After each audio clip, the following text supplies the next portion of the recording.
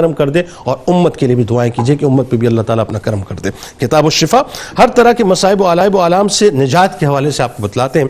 رسول کریم صلی اللہ علیہ وآلہ وسلم نے ارشاد فرمایا کہ جو شخص صبح و شام تین پاک کی آخری 3 سورتیں یعنی سورہ اخلاص، سورہ فلق اور سورہ ناس پڑھنے کا معمول بنا لیتا ہے تو اللہ تبارک و تعالیٰ اسے ہر طرح کے مصائب و آلام سے محفوظ و مامون رکھتا ہے۔ حضرت شیخ ابراہیم بن آدم رحمۃ اللہ علیہ کا قول مبارک ہے، جو شخص حقیقی آرام چاہتا ہو وہ دنیا داری کا خیال دل سے نکال دے، اس کو دنیا میں بھی سکون میسر آئے گا اور بروز قیامت حقیقی راحت نصیب ہوگی۔ روزنامہ 92 نیوز میں آج مضمون ضرور پڑھیے گا شیخ ابراہیم بن آدم رحمۃ اللہ علیہ کے حوالے سے۔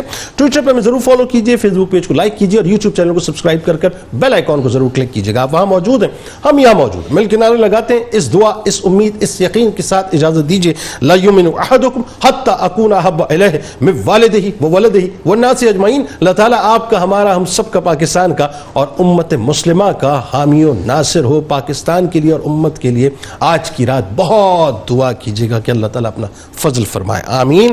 مل کے نعرے لگاتے ہیں۔ پاکستان کا مطلب کیا؟ لا الہ الا اللہ محمد رسول اللہ صلی اللہ علیہ وآلہ وسلم۔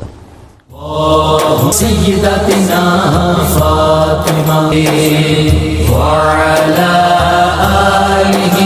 وصحبہ وبارک وسلم۔